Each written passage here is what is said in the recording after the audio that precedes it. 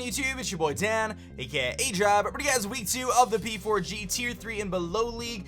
The St. Louis Rampardos are taking on the South Florida Bulus and coach LynxForte. Me and Lynx have thrown down quite a few times in the past 2 seasons from different leagues, P4G and I believe APA and so on and so forth. Like us, he took a loss in week 1, losing 1-0 to Crimson Seabat. We obviously lost to Pokey Aim MD. Joey just played really well. He had really good prep. That Rose Raid set was really kind of what messed me up. But I do feel like we could bounce back this week against the Bulus here. So we're going to talk about his team, talk about my team, what I'm bringing, and so on and so forth. Our match will be up tomorrow, so get excited for that, guys. And show some love on that like button down below. So let's talk about his team and not waste any time. He's got a Crocodile, of course, Dark and Ground type. It can be Scarfed, it can be Banded. Most likely it's going to be like, you know, a Hazard Intimidate type set with like Knockoff and Earthquake. He's got the Jellicent, which is really good against rain because he's got Water Absorb as an option. So he might be using that as a way to kind of deal with my Politoed. So I got to be kind of careful there against that Jellicent. It's just a very bulky Pokemon that can be difficult to wear down. He's got the Magneton, which is very scary. And this matchup's kind of tough. He's got 2 bulky Electric types. But the Magneton is very difficult, even though it's got that big 4x weakness to ground. He can run Magnet Rise, which is something I'm really nervous about. Scarf Magneton, Eviolite Magneton. Got a couple different options there that we have to kind of be scared of. Fracture, of course. Dragon Dancing Fracture with Eviolite is always scary just because it actually adds a little bit of bulk and it makes it a lot easier to get that Dragon Dance up. And it's got an incredible attack stat regardless. Comfey, of course, so just a bulkier Pokemon, does get Defog. It's one of his only hazard removers. You know, it's generally going to have that priority with the Triage ability, allowing it to get priority with its healing moves like Draining Kiss, Leech Seed, things like that.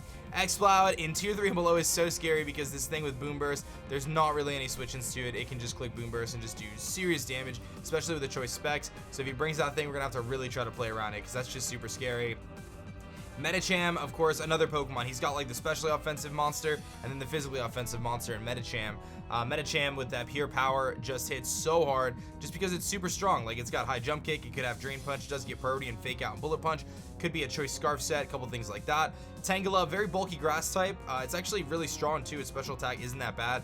And you throw an Eviolite on it and it adds so much to its bulk. And because of that Regenerator, it's going to be healing up every time it switches out. So definitely kind of an annoying Pokemon to deal with. Typhlosion is his fire type, of course, base 100 speed, does get things like Eruption and stuff to hit really hard. I feel like Typhlosion doesn't make a lot of sense in this match just because I have the rain, so he's already going to be stacked up against a handful of Pokemon that are going to be, you know, kind of match up against it well, so I just don't really anticipate the Typhlosion this match. Anorith, of course, is the pre-evolved form of Armaldo.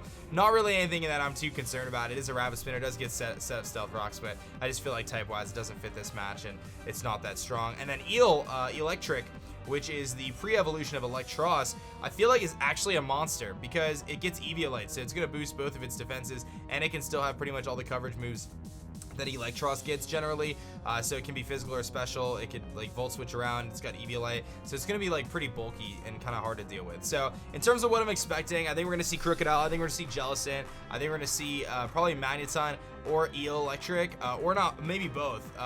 Exploud and Medicham do look pretty scary, and then I wouldn't be surprised if he makes in Tangela, just because I feel like that thing is pretty bulky. So let's talk about our team and kind of what we're bringing and why we're bringing it. Kicking things off here with Monsoon the Politoed, bringing this thing back. Sub, Scald, Encore, Toxic, pretty standard stuff. Defensive, this helps us against a couple different things, some of his, you know, more offensive threats. But really the Sub Toxic is there for the Jellicent. I really like that option. If I think he's going to switch into Jellicent, I can just click Substitute, and then I can Toxic it, and really it gives me an opportunity to spread status around his team pretty easily. Encore is really nice too if he sets up Stealth Rocks or something like that, or if he tries to Will-O-Wisp me and I substitute, I can Encore the Jellicent. I've got a couple different options there, so Encore is just a really cool option, especially for some of the slower stuff like Tangela. I can, you know, substitute against it if I think he's going to predict something, and I can Encore him into like Knockoff or whatever he might go for. And Comfey as well, like Calm Mind Comfey, things like that. You know, having the opportunity to Encore those Pokemon into setup moves or whatever could be really, really useful. Obviously, it's setting the rain for Ludiloco here. Ludiloco didn't get to dance as much as he wanted to last week, but he's ready to dance this week. He's feeling good. He's ready to dance, and I feel like my man Ludiloco is hopefully going to put in some work. So he did not get any kills last week, but he's got Ice Beam, Giga Drain, Hydro Pump, Surf, same set as last week pretty much, a little bit more speed this time, just to make sure we're going to be outspeeding some of his you know, like Exploud, stuff like that. You know, in rain, this thing's a monster. Giga Drain helps against the Jellicent issue. You know, obviously we resist the hit from you know, the ground type moves from Crook, but he's obviously got some really big threats. So I want to get rain up for this thing to be really effective and his electric types are a little tricky to deal with because they can't really hit me super effectively, but they're still gonna hit hard because even though Ludicolo, like, luckily we're more specially defensive than physically defensive, but a Dragon Dancing, Fracture is really scary, especially with Eviolite. Like, we have to make sure we chip down his team because it's gonna be tricky to deal with. We got Tornadus, F5 coming back, got that Defiant in case he wants to bring Defog Comfey. Hurricane knockoff superpower U-turn, more physically offensive. We're pretty much running like max physical attack. We've got a little bit of special attack there. Z Hurricane though still nukes his entire team. This thing is really important in this match, and it might be my lead. I'm not sure. It depends on the preview. But getting off a Z Hurricane, his two switches to that are going to be the Magneton or the Electric. But both of them don't want to take a knockoff, so that's really nice. So I can potentially knock off their Eviolites, superpower them, U-turn out for momentum, things like that. A Choice Scarf set would be really annoying from those Pokemon, particularly the Magneton.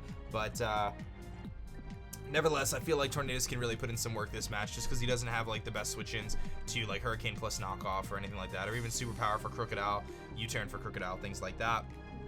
We're bringing Slurpuff, baby, and this is our main win condition here. Play rough, Sticky Web, Drain Punch, Belly Drum with a Citrus Berry, Jolly, Unburden. Sting will outspeed the entirety of his team and go +6 attack if I can get that Belly Drum up. Citrus Berry activates, gives us a little bit more health. Drain Punch helps us heal that health back, and Play Rough obliterates his team. So Drain Punching is mainly for the Magneton, but obviously we have the opportunity to you know, hit some other things to gain health back, like Crocodile.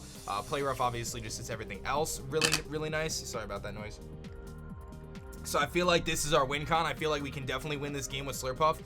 The key is to break the sturdy on the Magneton. Once the sturdy on the Magneton is broken, I have to find my opportunity to get Slurpuff in. I have to click Belly Drum, and then hopefully we can win the game. So the one thing that really messes it up is like a well-timed Toxic or something like that, or like if he's able to have, you know, Dragon Tail. No, I guess Dragon Tail wouldn't work. You know what I mean? But I feel like this thing is definitely primed to win this game, and that's going to be our objective, is to win the game with Slurpuff. And you'll see the next piece of the puzzle here is actually designed to help Slurpuff win that game, which is the Light Clay Dual Screens Voltergeist here, making its debut.